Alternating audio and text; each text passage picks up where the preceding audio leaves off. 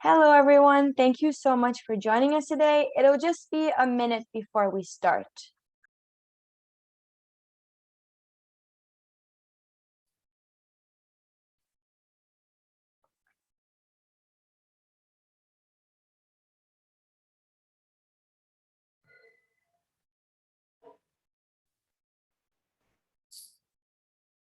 Hello, everyone, once again. We're just about ready to start. Just this quick announcement, if you're watching this on Facebook and you'd like to engage with any of the speakers, with Judith or Danielle, please come and join us on Zoom. The link is in the comments. Thank you. And then Judith, you can start. Bueno, una vez más, buenos días, buenas tardes, buenas noches, dependiendo donde todos ustedes están. Me da gusto retomar esta serie que en esta última fase ha sido, digamos, más intermitente que en las previas, pero hemos tenido que adaptar nuestro calendario también a las festividades, a los otros eventos de ISGAP. Para mí es un gran gusto, un particular gusto presentar hoy ante ustedes a Daniel Kersfeld. Nos unen, yo diría, varias líneas. La primera de ellas, un pasado de formación argentino, tanto en la Universidad de Buenos Aires como en Flaxo, Argentina, la Facultad Latinoamericana de Ciencias Sociales. Luego México tuvo la oportunidad que Daniel Kersfeld viniera aquí a una estancia de su doctorado y postdoctorado, obteniendo los reconocimientos y la mención de honor tanto de la UNAM como de la Academia Mexicana de Ciencias en torno a su trabajo, y luego con la vocación latinoamericanista que tienen quienes estudian Latinoamérica, Daniel de México viajó a Ecuador, estuvo un tiempo trabajando de modo intenso allá, y acorde con esta visión que hemos tenido en general en nuestra serie de lo global, de un mundo global y de un mundo judío también global y transnacional, Daniel se encuentra hoy en Argentina retomando todo su quehacer académico y también de consultoría. Sus áreas de especialización son varias, convergen las ciencias sociales con la historia, converge el análisis político coyuntural como el alcance, digamos, de mayor o larga duración, digamos, y en los últimos años con una obra muy, yo diría, fecunda, profusa. Yo recomiendo que quien quiera ver su obra la vea en academia y la vea también en su currículum registrada, y también está online muchos de sus trabajos. Se ha abocado a trabajar el tema del antisemitismo, inserto en una visión global de qué sucede con el lenguaje del odio, qué sucede con los procesos de discriminación y rechazo. Mucha de esta obra ha visto ya la luz, y otra es parte también de una investigación de mayor alcance. Bueno, pues el día de hoy Daniel está con nosotros. No quiero extenderme más, quiero compartir con ustedes que tocará un punto particularmente álgido en nuestros días, que tiene que ver con el BDS, el Boycott, Divestment and Sanction, que está atravesando diría, al continente, al mundo hoy de un modo globalizado, y también ha devenido objeto de polémica dentro del mundo judío y dentro de quienes trabajan el tema.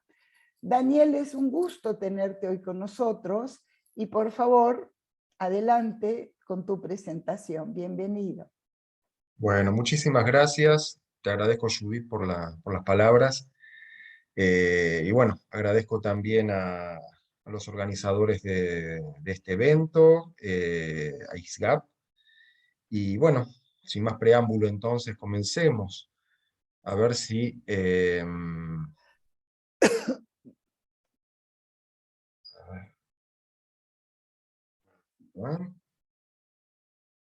vamos a poner así.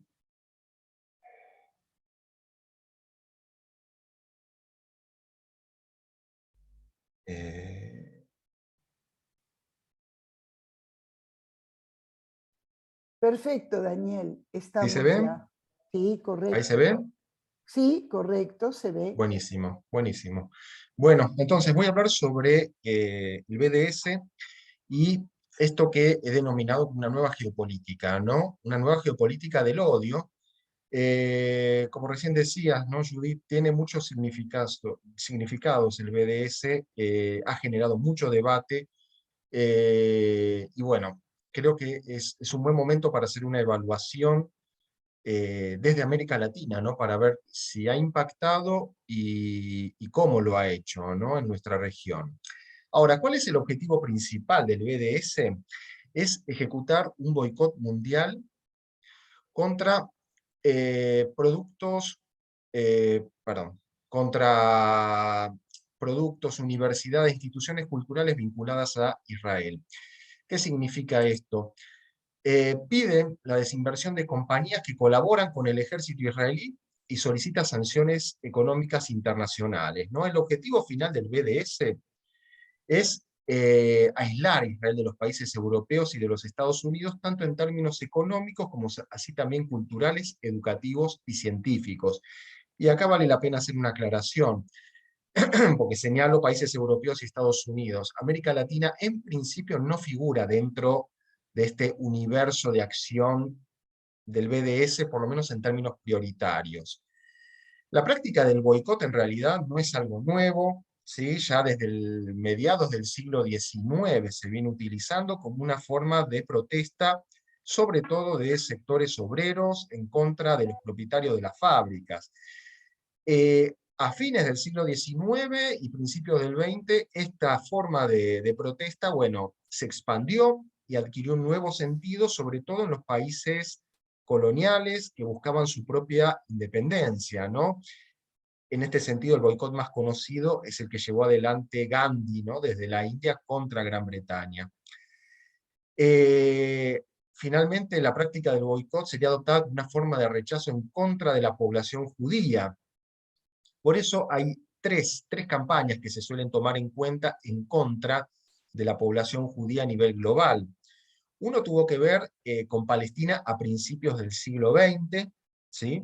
Cuando todavía no existía el Estado de Israel, obviamente. A partir de 1933, con la llegada del nazismo al gobierno alemán, el tema del boicot alcanzó más fuerza. eh, y por último está el boicot que llevó adelante la Liga Árabe en 1945, en el mismo año de su fundación. El momento tal vez más conocido del boicot probablemente sea el de la Noche de los Cristales Rotos en 1938, ¿no? Cuando directamente se generalizó en Alemania, en Austria, el tema del boicot contra los comercios judíos, o de propietarios judíos, mejor dicho.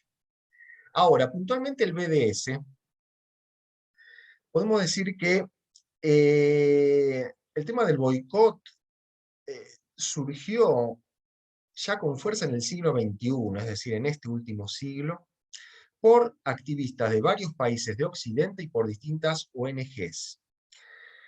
¿Cuál es la principal proclama, podríamos decir, del BDS, o el principal punto de su campaña? Bueno, la lucha contra lo que ellos, o sea, los impulsores del BDS, consideran como un apartheid que se vive actualmente en Israel, ¿no? Y esta palabra obviamente no es ingenua, es una palabra que remite a la situación que se vivía en Sudáfrica hasta los años 90, ¿no? Cuando había una clara separación entre la población blanca y la población negra, ¿no?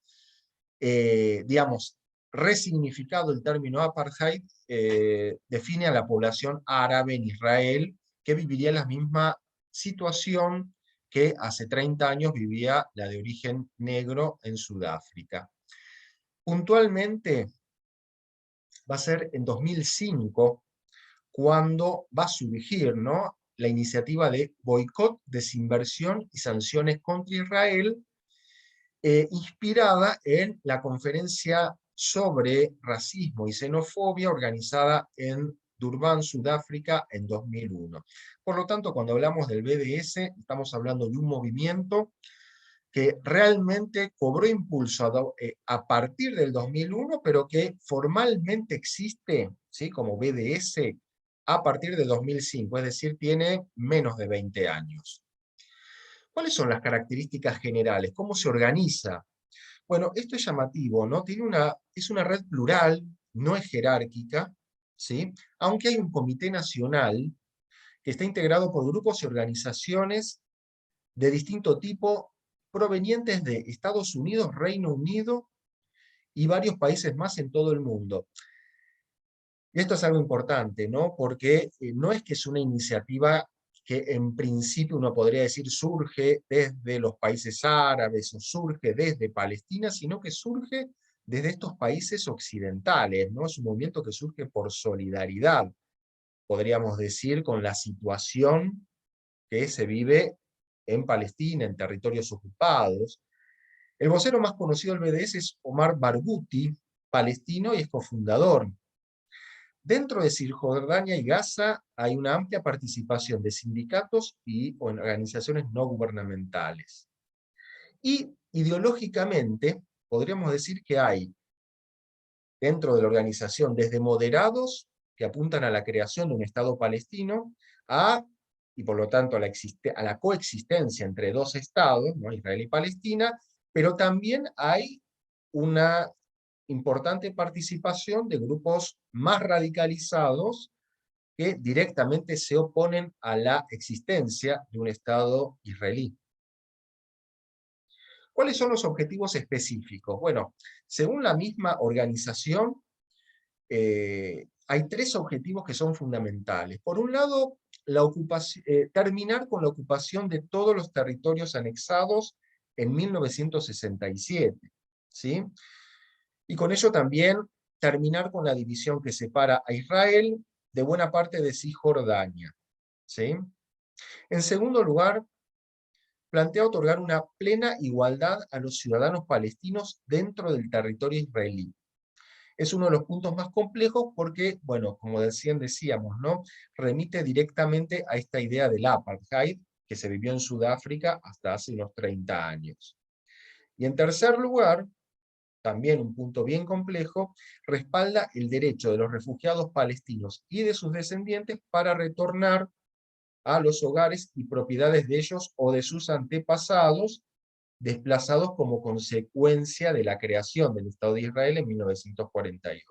Entonces, para sintetizar, busca terminar con la ocupación de los territorios anexados en 1967, planea otorgar una plena igualdad entre ciudadanos israelíes y ciudadanos palestinos, y por último, busca el retorno de los refugiados palestinos y de sus descendientes que, bueno, se dispersaron por distintas partes del mundo como consecuencia de los conflictos surgidos en 1948.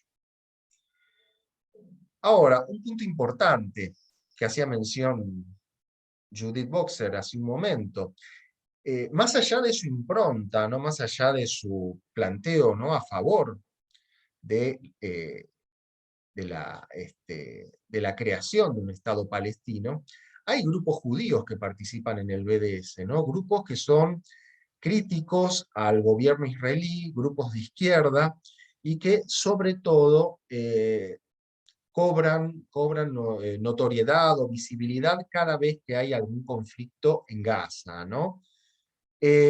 También hay intelectuales judíos e israelíes involucrados con el BDS.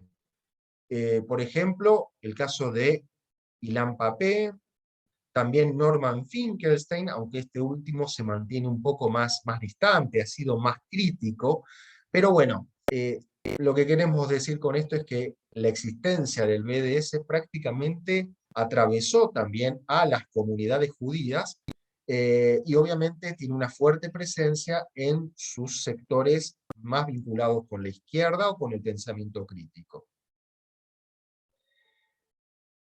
¿Cuál es el boicot? O sea, ¿qué características tiene este llamado al boicot? ¿Hacia dónde apunta? Bueno, según los organizadores del BDS y sobre todo desde el último conflicto en Gaza, El boicot apunta a las empresas que ellos consideran cómplices, ¿sí? Por eso lo pongo entre comillas, de la ocupación, y buscan la cancelación de eventos académicos, culturales y deportivos en Israel. Ahora, la lista de empresas a las que el BDS apunta para acciones no violentas, y también vamos a hablar de esto del tema de la violencia, son centrales no solo para Israel, sino también para la economía global. No son pequeñas empresas, sino que estamos hablando de empresas multinacionales, podríamos decir, ¿no? Ahí cito un conjunto de empresas a las que apunta el BDS, por ahí las más conocidas son Hewlett Packard, Caterpillar, Hyundai, Volvo, Motorola, etcétera, ¿no? Son empresas que desde el BDS las identifican como que sostienen, ayudan a llevar adelante la política de ocupación de Israel hacia Palestina, ¿no? Ya sea que contribuyan para el armado del muro que separa los territorios, o que proporcione apoyo logístico, o que favorezca la comunicación. Entonces son empresas que, según su mirada, están directamente involucradas con la política que lleva adelante Israel hacia Palestina. Ahora, un tema fuerte, un tema que tal vez sea el más controversial, podríamos decir, ¿no? Es que el BDS obtiene parte de su legitimidad amparándose en la franja que existiría entre el antisionismo y el antisemitismo. ¿Qué queremos decir con esto? Que cuando hablamos, digamos, amparados en la libertad de expresión, el BDS impugna al Estado de Israel por las condiciones de vida en las que se encuentra la población palestina. Esto significa que el BDS asume públicamente una postura antisionista, pero desde su organización ellos dicen no asumir una postura a favor del antisemitismo y la judeofobia. Dicho en términos más simples, están a favor del antisionismo, pero no buscan el antisemitismo. Claro, el tema es que cómo se construye esta división, ¿no? A ver si es factible ser antisionista y no ser antisemita, como ellos proclaman. Por otro lado, si bien se reivindican como pacifistas, ¿no? Y que sus campañas tienen que ser pacíficas, también están a favor de un concepto más impreciso, que es el de la resistencia popular, ¿sí? Entonces, nuevamente se manejan en esta dicotomía. Para ello, para esta resistencia popular, suelen caer en esta versión de la apelación, podríamos decir, a la no violencia como forma de ejercer la acción. Se inspiran, o dicen inspirarse, mejor dicho, en figuras como Gandhi o Mandela, ¿sí? Para llevar adelante su política en contra de la opresión israelí. El propio Barghouti, que lo mencionamos hace un momento, ¿no? Como su principal ideólogo, afirmó en 2019 que él considera a la violencia contra los no combatientes como ilegal e inmoral. Sin embargo, como estamos afirmando, el movimiento trata a la resistencia a la opresión israelí como un derecho legítimo, ¿sí? O sea, se oponen en principio a la violencia, pero consideran al mismo tiempo que es válido, que es legítimo llevar adelante una forma de resistencia popular. Ahora, ¿qué pasa con los opositores, las organizaciones opositoras al BDS? No solo organizaciones judías, ¿sí? Organizaciones no judías que se oponen al BDS. Bueno, una de las principales críticas que se le hace es que dentro de este consejo de administración o esta dirección política que tiene el BDS, aparecen varias organizaciones consideradas como terroristas en Occidente, ¿no? Hamás, la Yihad Islámica o el Frente Popular para la Liberación de Palestina. En este sentido, el BDS es considerado antisemita por diversas organizaciones judías porque distingue y ataca al único Estado judío existente en el mundo. Entonces, se menciona, el BDS no ataca o no menciona nada sobre la situación de la población de los uigures en China, o de los kurdos en Turquía, o de los rohingyas en Myanmar, Birmania. Y los opositores pertenecientes a las colectividades judías también plantean la afirmación del IRA, ¿no? La Alianza Internacional para el Recuerdo del Holocausto, que dice negar que el pueblo judío tiene derecho a la autodeterminación, por ejemplo, al afirmar que la existencia del Estado de Israel constituye un planteo racista. Es decir, no existiría, ¿sí?, esta división entre el antisionismo por un lado y el antisemitismo por el otro. Es decir, si se es antisionista, si se está en contra de la existencia del Estado de Israel, se es antisemita. No existe la posibilidad de estar en contra del Estado de Israel, pero luchar contra el antisemitismo. Es decir, es una situación que no sería posible llevar a la práctica. De lo que no queda duda, más allá de esta discusión, es de la impronta radicalmente antisionista del BDS, ¿sí? A punto tal que Barghouti afirma, ¿no?, un Estado judío en Palestina, en cualquier forma, no puede dejar de contravenir los derechos básicos de la población indígena palestina y perpetuar un sistema de discriminación racial que debería ser opuesto categóricamente. El éxito del BDS, por lo tanto, radica en que usa el lenguaje de los derechos, de la libertad de expresión, pero en la práctica trata de negar el derecho de Israel a existir, ¿no? Ese es el principal elemento, ¿no? El principal éxito que tiene el BDS en su estrategia. Con todo, si bien es una organización que ha crecido mucho, está presente en Europa y en Estados Unidos y en América Latina, el BDS tiene algunos fracasos, ¿no? Algunos fracasos en sus campañas que han sido bastante notorias.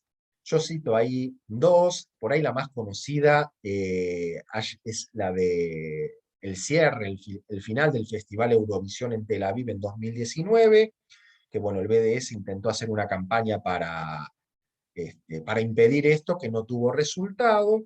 Por otro lado, son muchos los intelectuales y los artistas que públicamente se han quejado del BDS por los términos en los que esta organización pide su solidaridad, ¿no?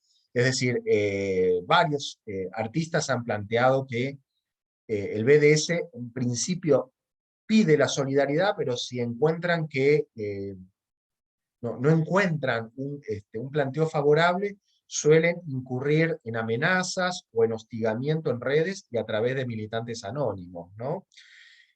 Con todo, el último conflicto en Gaza le ha generado un éxito al BDS porque, bueno, más de 600 músicos en todo el mundo firmaron una carta comprometiéndose en ese momento a boicotear a Israel.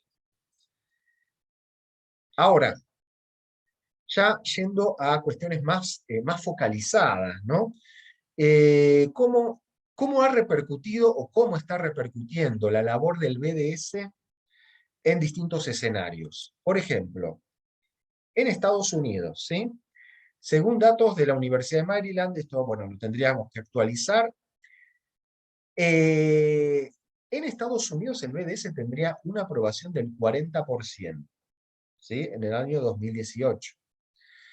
Ahora, más allá del interés, ¿no?, o el apoyo que podría generar en la población, lo cierto es que en Estados Unidos los éxitos del BDS han realmente sido menores, tienen que ver sobre todo con el entorno académico universitario y en menor medida con la industria del entretenimiento.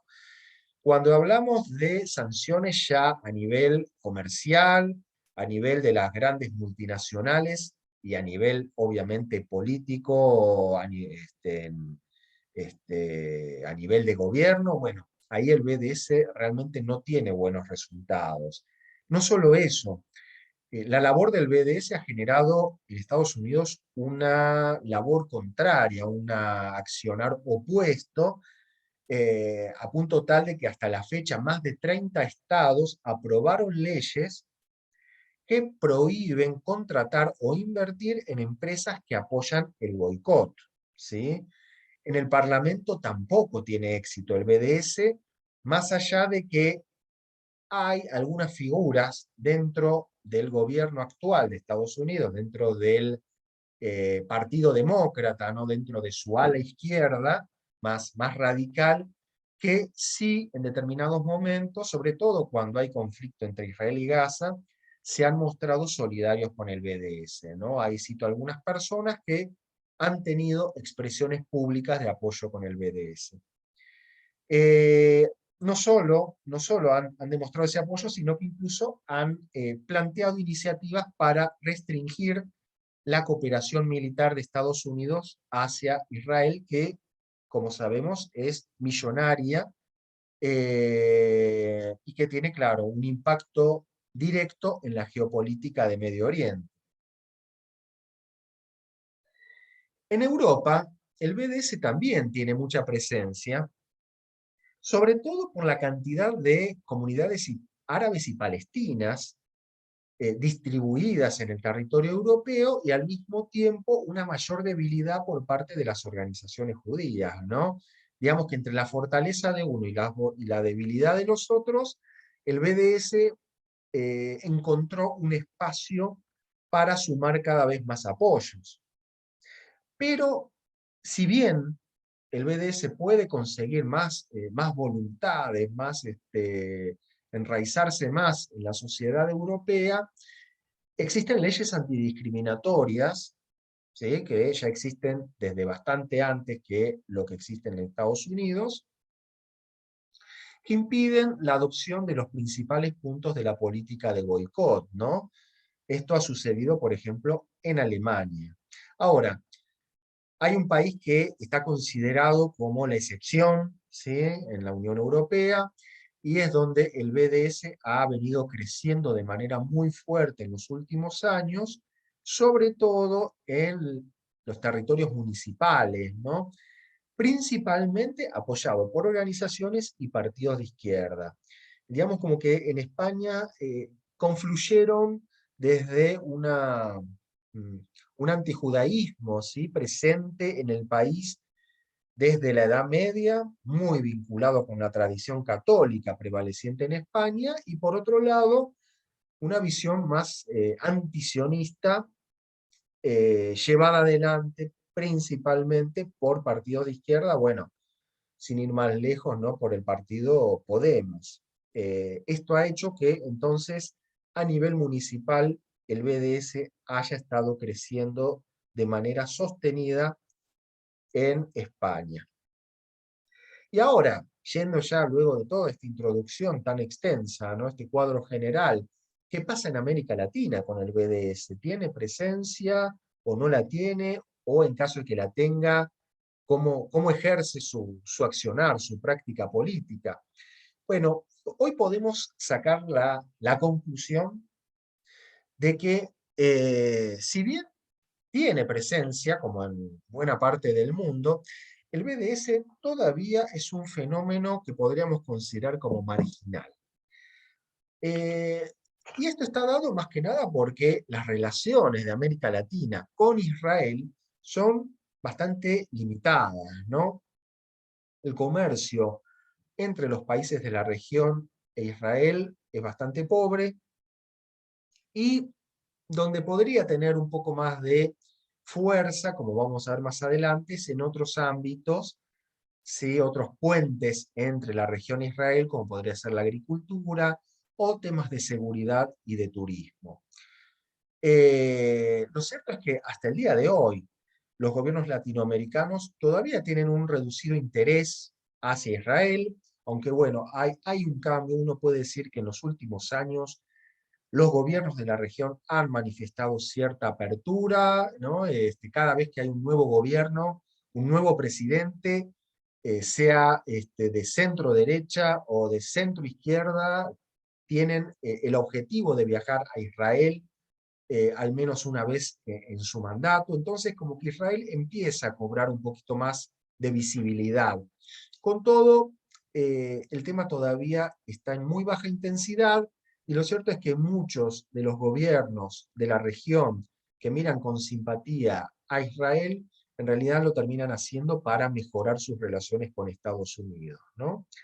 La gira de Benjamín Netanyahu por México, Colombia y Argentina en 2017, hace unos 5 años, bueno, significó un cambio importante para generar, ¿no? Para, digamos, plantear una mayor vinculación entre los gobiernos latinoamericanos y el gobierno israelí.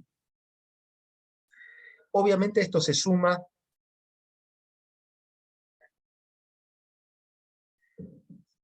la situación pendular, ¿sí? Que es casi permanente en América Latina, donde de acuerdo al gobierno, al signo ideológico del presidente, ¿sí? Si es neoliberal o conservador, si es progresista o populista, bueno, va a cambiar radicalmente la mirada hacia Israel, ¿no? Es decir, si estamos hablando de gobiernos más populistas, van a distanciarse de Israel y van a acercarse a naciones islámicas como Irán o Palestina. Y por el contrario, si son gobiernos más ligados con las ideas neoliberales o con un pensamiento conservador, van a tender a acercarse más hacia Israel. Y últimamente también tenemos que agregar a gobiernos populistas, pero de derecha, ¿no? Generalmente cuando hablamos de populismo en la región se piensa más en los gobiernos de Hugo Chávez, de Néstor Kirchner, de Rafael Correa, pero en los últimos años han cobrado importancia también gobiernos populistas, pero, por ejemplo, vinculados al pensamiento conservador y al movimiento evangélico, ¿no? Como el caso de Jair Bolsonaro en Brasil, o de Jimmy Morales en Honduras, quienes han demostrado su interés por Israel por una vocación religiosa, pero también por una estrategia de acercamiento con los Estados Unidos. Ahora, eh, ¿dónde es que ha penetrado? ¿Dónde se puede visibilizar, ¿no? Al BDS como un actor minoritario, pero ahí existente, ¿no? Sobre todo lo podemos ver en organizaciones de izquierda que son solidarias con el pueblo palestino.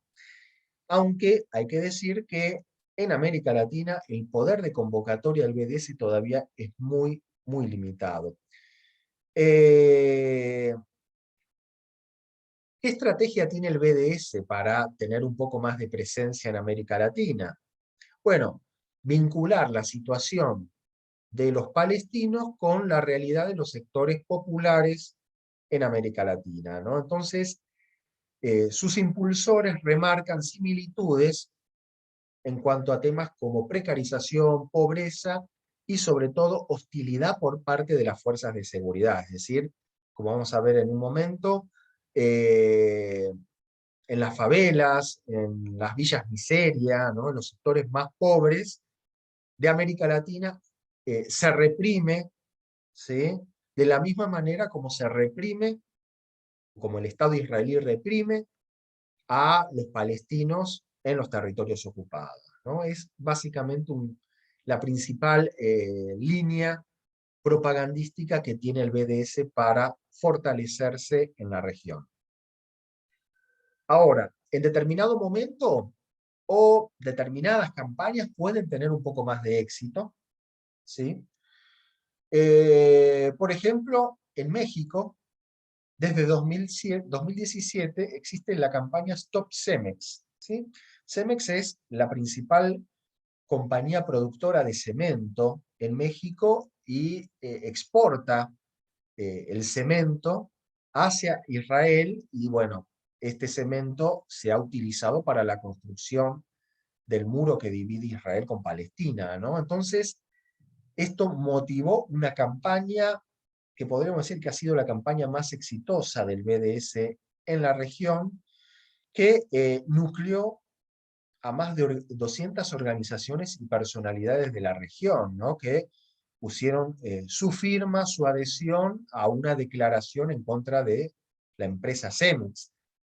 Y esta convocatoria estuvo firmada, bueno, por el Premio Nobel de la Paz argentino Adolfo Pérez Esquivel, por organizaciones como el Movimiento de los Sin Tierra de Brasil, o con organizaciones como el Partido de la Revolución Democrática de México, ¿no? Que, digamos, tiene a su cargo desde hace bastante tiempo la alcaldía del Distrito Federal, ¿no? Es decir, no estamos hablando de organizaciones de ultraizquierda, no estamos hablando de entidades marginales, sino que estamos directamente planteando la solidaridad por parte de organizaciones bien establecidos y con mucho recurso y mucha capacidad de movilización.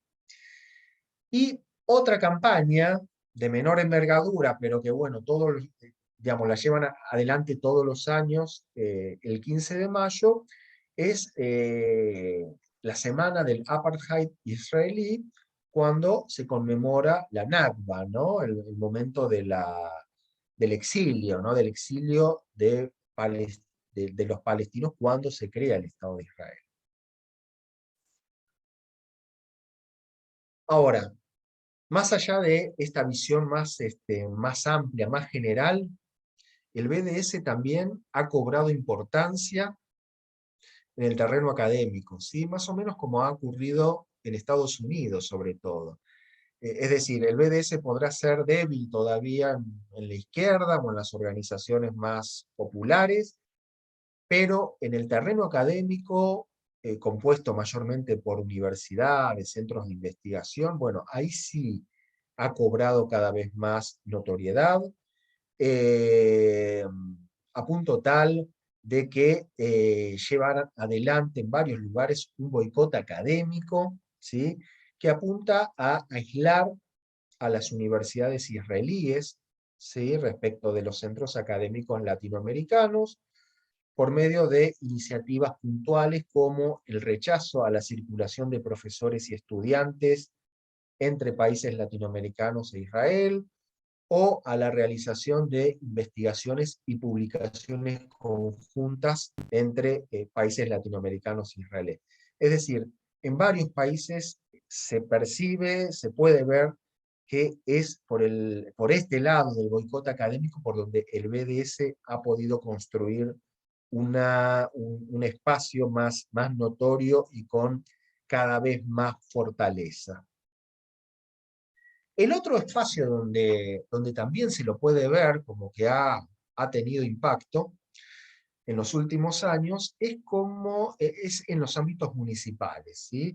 Más o menos como mencionábamos sobre el caso de España, a nivel de Europa, bueno, en América Latina el país donde más se ha desarrollado el BDS es Chile, ¿sí? Y hay algo que no es casual, ¿no? Chile, por varias razones, terminó siendo el país con mayor cantidad de miembros de la diáspora palestina a nivel mundial, es decir, casi 500.000 de personas de origen palestino viven actualmente en Chile.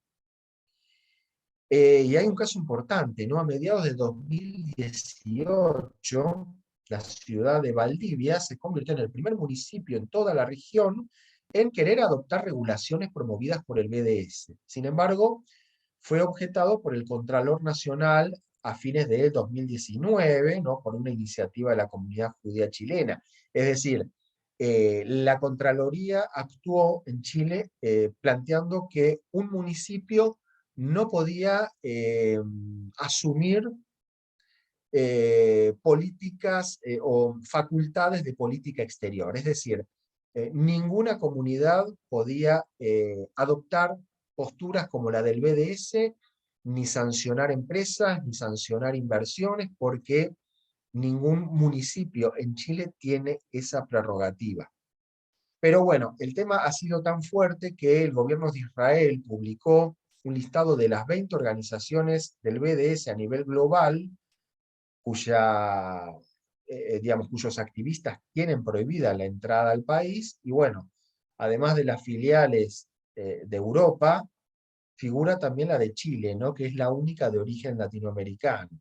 Ahora, bueno, con el gobierno de Gabriel Boric también ha resurgido cierto debate, porque, bueno, la alianza de gobierno de Chile lleva, digamos, está compuesta también por el Partido Comunista, que ha sido uno de los principales impulsores del BDS en los últimos años, y bueno, se temió en un punto, ¿no? En la interna, en la elección, la primaria que hubo el año pasado entre Boric y Daniel Jadue, el candidato del Partido Comunista, se temió que si ganaba Jadwe, bueno, se expandiera la política del BDS en Chile.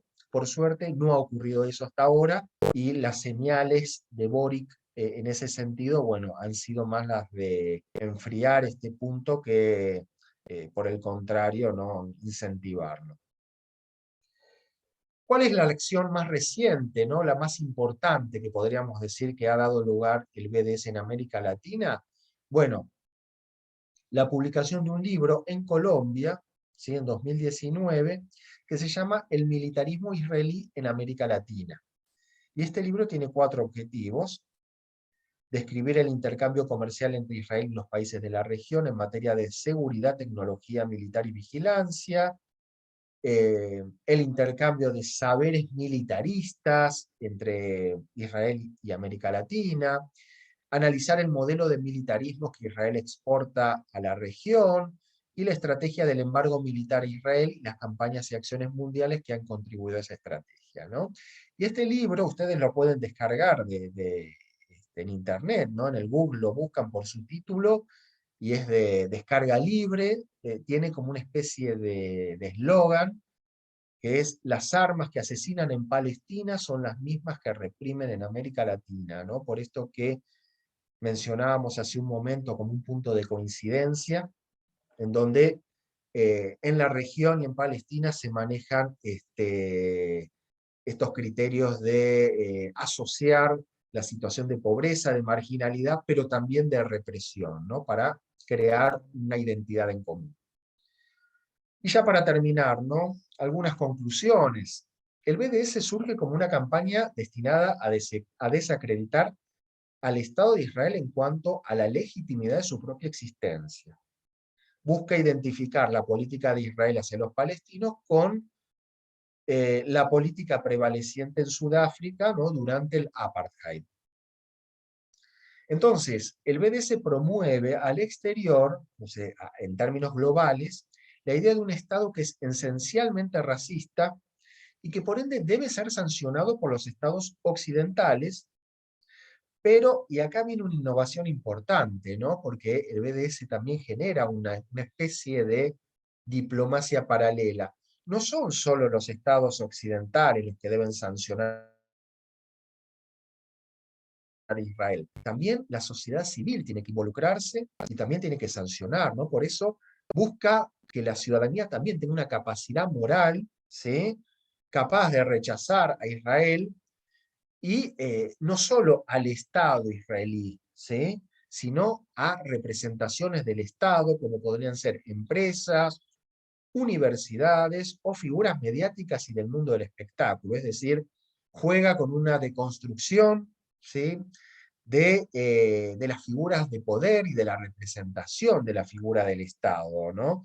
No es solamente un castigo hacia el Estado israelí, sino a quienes se presentan a nivel global como representantes de este Estado israelí, ya sea a nivel empresarial, a nivel académico o incluso a nivel cultural y en el mundo del espectáculo. Y como recién decíamos, ¿no? En el contexto latinoamericano, si bien hay un aumento del antisemitismo en las redes sociales en los últimos años, bueno, esto ha crecido exponencialmente, sobre todo con el desarrollo de la pandemia del COVID-19, más allá de este crecimiento del antisemitismo, no se percibe un mayor crecimiento del BDS más allá de su presencia en universidades u organizaciones radicales de izquierda o eventualmente a nivel municipal en Chile. Esto, claro, cambia un poco cuando se generan conflictos abiertos en Medio Oriente, ¿no? Donde Israel participa activamente. Con todo, el crecimiento global del BDS, sumado a su capacidad de adaptación a nuevos escenarios, plantea el desafío de una vigilancia constante por parte de los gobiernos de la región, pero también de las comunidades judías, ya que, bueno, el tema de la pobreza, la marginalidad, podrían llegar a alimentar una prédica antisionista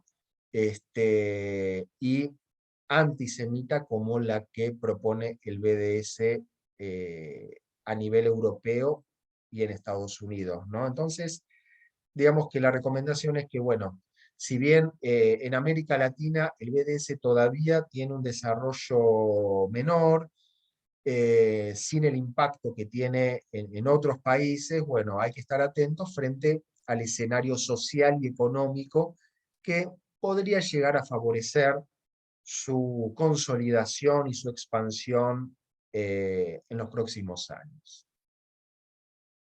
Bueno. Muchas gracias, Daniel. Creo que podemos salir de la pantalla compartida, Ahí correcto, estamos. si puedes salir. A ver que no puedo salir, esperen un momento. Acabar abajo, vemos unas tazas bonitas, pero Ahí ahorita estoy, ahí salimos estoy. para que puedas quedar tú, yo, y a ver si aquí estamos, correcto, muchas gracias. Mira, creo que ha sido muy interesante, muy detallado tu planteamiento y quiero resaltar que me gusta mucho, en efecto, que mires América Latina en una perspectiva nacional. No es lo mismo cada uno de los países, el contexto chileno, argentino, mexicano va variado, un contexto regional de América Latina y un contexto global, ¿correcto? Porque tal vez uno de los grandes temas que hoy vivimos es la circulación de ideas, la circulación de movimientos sociales, el hecho de que cruzan las fronteras, el hecho de que pues en las últimas décadas estos movimientos en efecto convocan a más de un contexto. Yo creo que es muy importante lo que dices en torno a América Latina, en la medida en que es el espacio académico e intelectual uno de los principales. También lo está haciendo, en efecto, en Estados Unidos. En lo personal, y compartiría contigo la preocupación, que es un espacio determinante, porque genera, es fuente y genera opinión pública, debate público y formación de nuevas generaciones. Y para continuar en la línea que tú planteaste, yo diría que mira cómo está dentro del mundo intelectual judío el debate entre quienes adhieren a la declaración del AIRA, o sea, de la declaración internacional a la que tú referiste y que está movilizando a tantos países, y esta definición de antisemitismo que toma, que se llama la Declaración de Jerusalén, que es el grupo de Van Leer, porque ahí, fíjate, declaran que no es antisemitismo el apoyar la demanda palestina de justicia y derechos humanos, ¿de acuerdo? Pero también declaran que criticar o oponerse al sionismo como una forma de antisemitismo, que criticar a Israel como Estado, incluyendo sus instituciones y sus principios fundacionales, no lo es, que aplicar el boicot, divestment y sanciones tampoco lo es, y que criticar a Israel como excesivo significaría algo así como tener un estándar doble, ¿no? Entonces, aquí estamos en un momento en efecto muy álgido, ¿no? Porque, porque se está discutiendo en el seno mismo de nuestra academia y, wow, si oyes, este es un trueno desde Madrid, muy fuerte, ¿eh? Aquí hasta asustó. Bueno, dicho esto, Yo creo que en efecto estamos ante un momento donde todo esfuerzo como el que estás haciendo, como el que hacemos, tiende a arrojar luz sobre hoy por hoy, dónde están las fronteras del prejuicio, ¿correcto?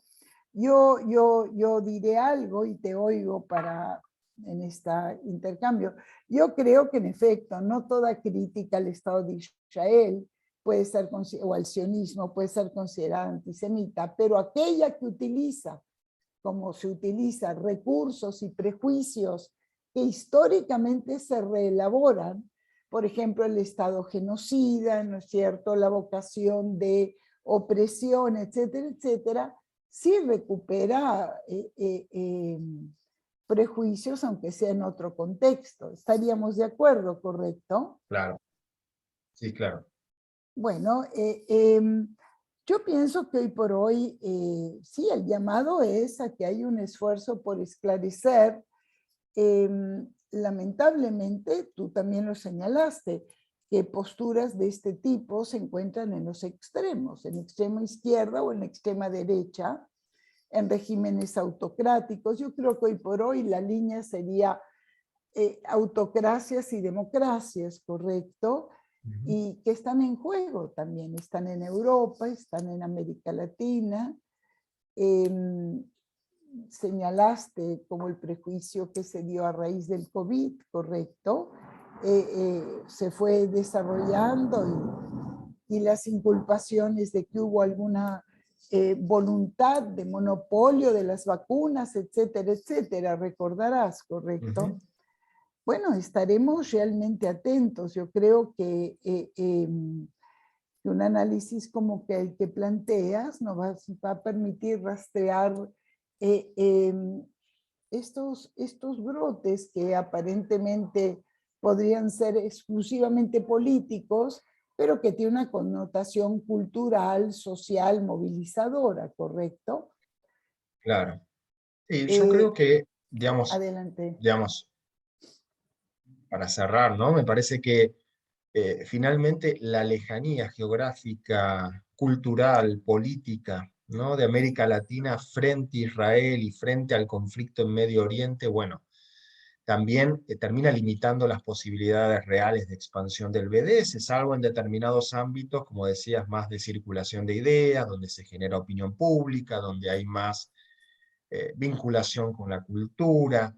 Entonces, en nuestra región, digamos, las preocupaciones son otras. En el día a día no hay refugiados provenientes de los países árabes, no hay refugiados provenientes del norte de África, no hay el peligro terrorista que se vive en Europa cotidianamente. Entonces, claro, no es que no haya preocupaciones, van por otro lado, ¿no? Y estas preocupaciones por ahí están, pero en vez de estar entre las 5 primeras para un gobierno europeo, en América Latina está entre la número 20, ¿no? Entonces, eso conspira también contra las posibilidades de expansión del BDS finalmente, ¿no?